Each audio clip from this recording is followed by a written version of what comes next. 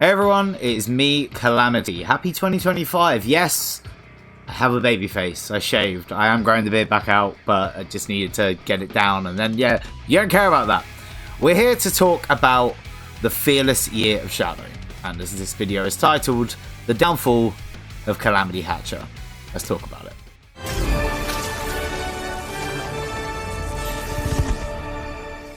Hey everyone, welcome back to the channel. Thank you so much for joining me today. So I wanted to do this video to kind of recap what happened last year in terms of the fearless year of Shadow. And of course, one of the most difficult years of my life so far. And I feel like I say that every year, but yeah, last year kind of sucked. But hey, before we get into that, hit the subscribe button if you can. I'd really appreciate it. I'm a small YouTuber. You hitting subscribe, it costs you nothing, and it really, really helps me out. So big thank you there. So we started out the year with the final season of Sonic Prime, which I haven't reviewed on the channel. The reason being, I worked for Sega when this came out, and I stopped reviewing things when I worked for Sega because it just, there was a dynamic there that I was finding quite difficult. But I really, really enjoyed this show. A lot of people said it was the weakest season, and for me, it was the strongest season because it just had the action that I wanted. Like, I feel like we'd kind of not done a lot of action previously. Like, we had bits and we had the moments. But this kind of just brought all the fan servicey parts that I think a lot of us wanted to see. The Sonic Shadow team up was absolutely awesome. They're fighting the Metal Sonics. Yeah, and even the little interactions between them were really, really good. Like, I love this particular scene. Shadow, you're alive! Help a brother up. We are not related. I really enjoyed the show as a whole, and I think it's a great addition to the Sonic universe. So, yeah. In my opinion, Sonic Prime Season 3 was a really strong way to start the Year of Shadow. Then we got our announcement of Sonic X Shadow Generations, which I was very excited for. Obviously, I knew about this a little bit before everyone else did. I played it a fair time before everyone else did. But the announcement happened, and then, unfortunately, the worst thing that's probably happened to me personally happened in the announcement that Sega Europe were going to be letting go of staff, and I was in that group of people. That interview has extended into me getting a job at Sega Europe. Oh, I've done my bit. Oh, okay, it's up to me. You're up, sir. Alright. Let's find out what's going on. Throughout my life, whenever things have gone wrong, I have had a Sonic game to play. Okay guys, so I'm here at Sega. Okay, so me and my boy Aiden, we're leaving Sega. We're going to the cinema. Forever. Never coming back. mate, if this film is bad, then maybe. Why did I leave Sega? Well, it wasn't my choice. So I lost my dream job at Sega, you know, a company that I absolutely loved and still love to this day. Hence me still covering the Sonic for all you guys. You know, it is the greatest experience of my life to have worked at Sega Europe. There are incredible people that work there, that work incredibly hard. They're dedicated to the craft. And it's something that I, as a Sonic fan, really love to see. Because I think as Sonic fans, we've had this opinion for the longest time that Sega do not care about Sonic. And they really do. I think there were obviously, we had our reasons for saying that for the longest time. But I know people personally that are working on the Sonic brand who are just such wonderful people that give everything they have into it. And Sonic is a powerhouse again. Like, you have to think he's a household name again. He's I think now more popular than he's ever been. It's just crazy, and these people, they just really, really do care. And I feel like if you guys are going to take something away from this, give Sega an easier time, because they care. I keep saying it, like, they really care, and I feel like they should be getting an easier time from the Sonic community, particularly with the way things have panned out in the past couple of years. So it's been the most challenging thing I've ever dealt with, because at the end of the day, it wasn't my fault. I didn't do something to get myself fired. I didn't leave the job. Layoffs are a really big problem in the gaming industry right now, and it affects people like me who just want to do a good job and just put their heart and soul into what they do. And I really gave everything to my job at Sega. I put my own sanity, my mental health, my physical health on the line a lot for that company. And not because they asked me to, but because of dedication to my craft. You know, when I went to the game shows and was playing and was demoing Sonic Frontiers to people, I was the guy installing the Sonic Frontiers demo on the PCs that people were playing at EGX and Comic-Con and things like that, Paris Games Week. It was some of the most challenging work I've ever done. I worked my arse off so that you guys could play that. And the team, I only do a small part of that whole process. I just install the code on the PCs. People planned these events for months, even up to a year in advance. I assume in some cases, the timing, the meetings, the planning, it takes so much for these things to come to you guys, for you to be able to play it.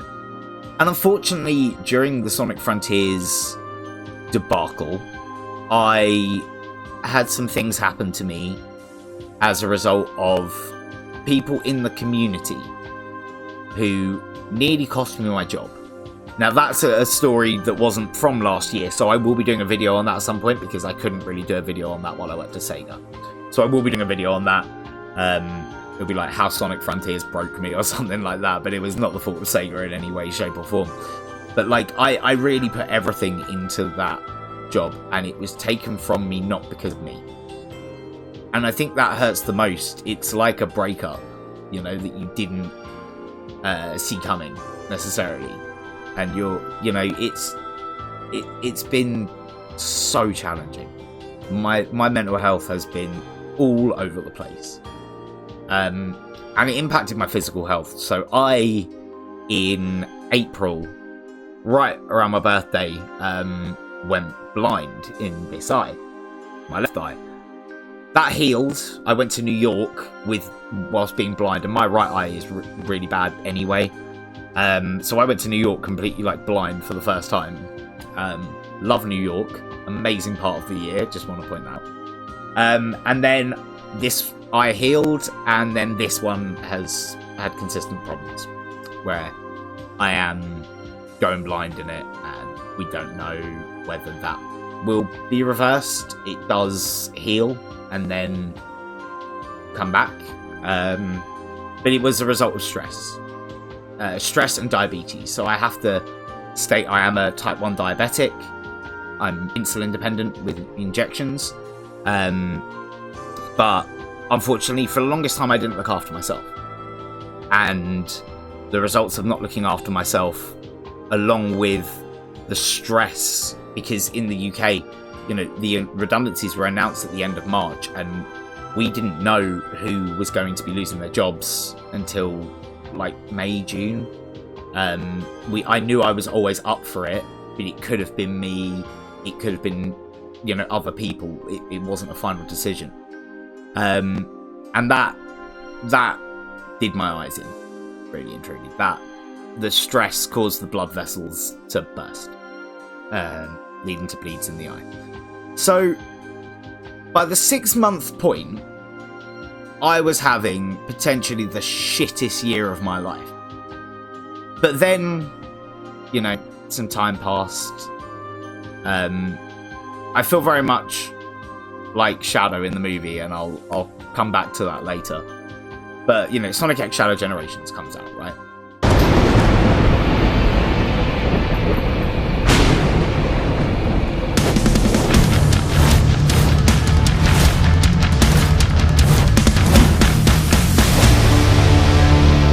And it's fucking fantastic. Holy shit. I know I haven't reviewed it yet. I'm doing a long review that I just keep putting off, and it's January. I'm not going to release anything in January. It's probably going to be a 3-part review because I really want to go in depth about it and talk about how much I love it. But what a fantastic game. A game that acts as Shadow's therapy session for the death of Maria. Like, it's an add-on to kind of resell Generations, but it's an add-on that obviously had a lot of time and care put into it, and with Ian Flynn writing, really kind of served as more of character development type situation. And I remember Ian Flynn saying that Sonic Prime takes place in the canon of the Sonic timeline, but we're not sure when. I think Sonic X Shadow Generations happens before Sonic Prime, because for him to be the level of cool, calm, and collected that he is in Sonic Prime, I feel like he did have to go through that growth with Maria in, seeing her again in Generations. And I think the same for Forces as well. I know, Forces has its haters, but I feel Shadow is actually characterized quite well in Forces. He was doing the 06 thing again, essentially, like going and tackling a problem before Sonic's even aware of it, and it helping towards the greater cause. He's not so much doing the edgy McHedgy thing. He is very much part of the Resistance. I feel it was good character development for him, and I feel like, even though Sonic Shadow Generations does make things a bit skew-if with the Sunset Heights and Chaos Island, which definitely come after Generations, I feel like that would kind of put Shadow in that mindset for Forces and Prime. So I absolutely love Sonic X Shadow Generations. I think it was a brilliant way to do the Fearless Year of Shadow. Now you have to bear in mind, all of this was done because of a certain movie, right? And I'll tell you a little anecdotal story. I was pulled up in a meeting at Sega. Not an official meeting or anything. It was someone that was in charge of Sonic stuff. Wasn't Izuka-san or anyone like that. It was someone at Sega Europe that was kind of leading Sonic stuff.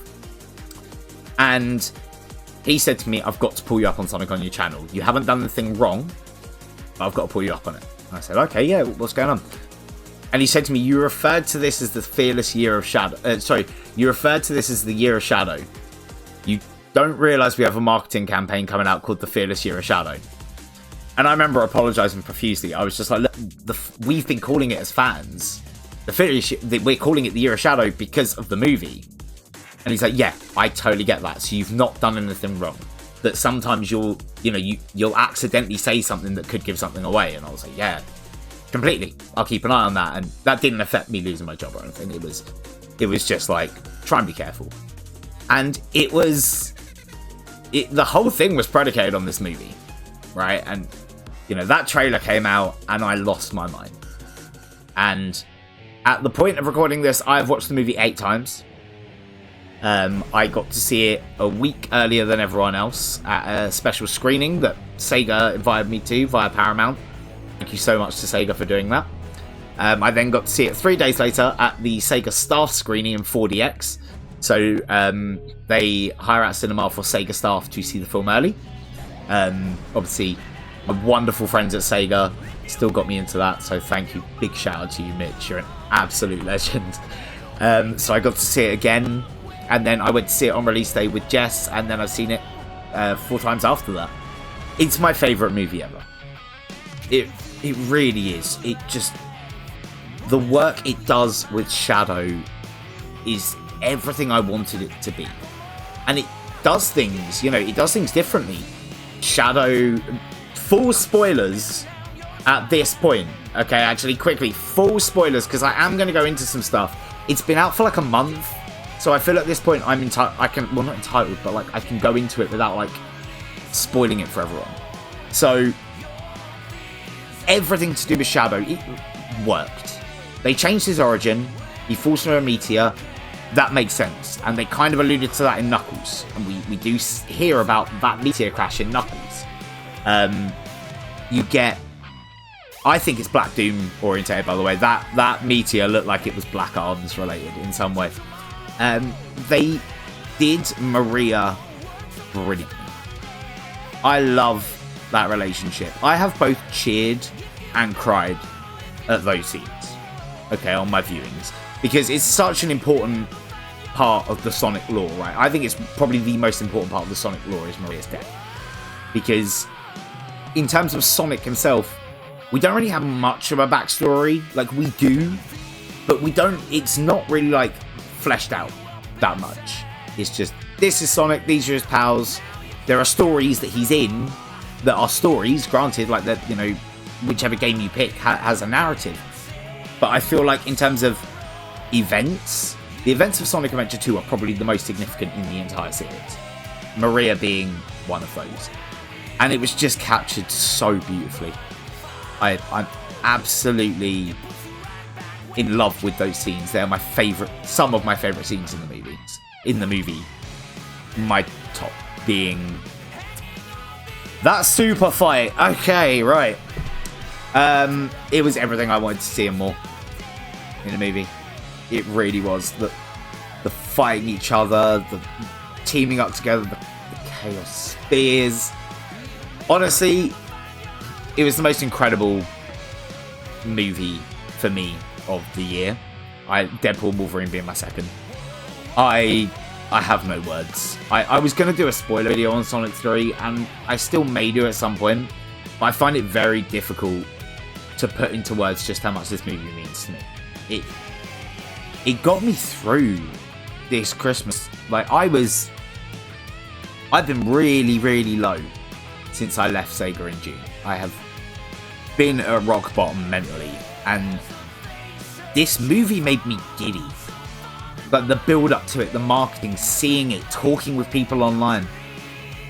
It's just made me, like, giddy happy. And I will admit now, the Sonic fanbase is getting toxic again. Cut it out, guys. I swear to God, the Sonic fanbase is getting really toxic again. But there was that collective sense of happiness that we got with the first two movies, where I didn't see so much of the toxicity. But now, yeah, stop telling people how to enjoy a film. They can enjoy it how they want to enjoy it. I swear to God. I mean, like, go and see it in the cinema. But yeah, there's a lot of contention at the moment as to whether you're allowed to cheer at Maria's death. And quite frankly, just let people enjoy it how they want to enjoy it. Crack on. Now, there is a line when Sonic knocks Shadow onto the moon, where Shadow says, "I've held on to this pain for so long." And that definitely is how I feel. Like, I've been holding on to this pain for 6 months. I was angry, and I didn't really know who to be angry at, because it wasn't the fault of Sega Europe that this happened. And, you know, as the movie kind of teaches us, anger isn't the way. I hold nothing but love for my memories at Sega, and I hope my path will lead there again someday. I really do. I'm hoping to be able to do Game Blast this year with Sega as well. It's looking like I might be able to be on the Sega channel again, so keep an eye out for that. I may be on the Sega Twitch channel. I may not, we don't know, but I will be streaming on this channel as part of Game Blast this year. So come along for that. I'm going to play some Sonic games, and it's going to be a lot of fun. And then the big thing that happened before the movie that I kind of wanted to end on, which was really the light at the end of the tunnel, was November 28th, I took a little holiday to Amsterdam. One of my favourite places in the world. You probably don't know this, but I have some Dutch heritage in me. So I love going to the Netherlands. It's a beautiful country, and Amsterdam is a beautiful city. So me and Jess went to Amsterdam, and I had a plan, guys. I had a plan, and you may say that, much like Sonic, I carried one ring with me in case of, you know, getting hit by something. And I popped the question to Jess, and she said yes. So me and Jess are engaged to be married, which is just awesome. Like, I love that girl so much, and so glad she said yes. Jesus Christ, it was very terrifying there, but she said yes, and you know, I'm going to be marrying the love of my life, and I love that. I really love that. Things are great, you know. So I didn't get footage of it or anything. I was going to, but I decided like the moment was for us. So yeah, I'll just set a picture of the ring somewhere here. Yeah, but it was awesome, and it was such a lovely little holiday before Christmas, and I couldn't be happier. I couldn't be happier to be engaged to this incredible woman, and yeah, you can bet there's going to be some Sonic shit at my wedding. Like, trust me on that one. So how was the Fearless Year of Shadow overall? I mean, awesome. Sega delivered. Sega, and of course Paramount and Netflix, all came through to deliver an incredible year dedicated to the Ultimate Life Form. I have had a blast with it. But it has been the downfall of Calamity Hatcher, you know. I'm no longer the Sega employee. Hopefully I will be one day, again. But I'm not. And as much as that upsets me, that's okay. I need to start enjoying Sonic again as someone that is not an employee anymore. And it's been difficult, but I'm getting through it. I want to keep making Sonic content for you guys, and I'm going to work on it as best I can. So, bear with me. There is more content to come. And yeah, I suppose that's it, really. Thank you so much for watching. I really do appreciate it. Listen to me ramble in my little therapy session here on YouTube. Please hit the like button if you enjoyed it. Dislike if you disliked it. It still helps me out. Leave a comment if you can. And of course, the big one, if you could hit subscribe.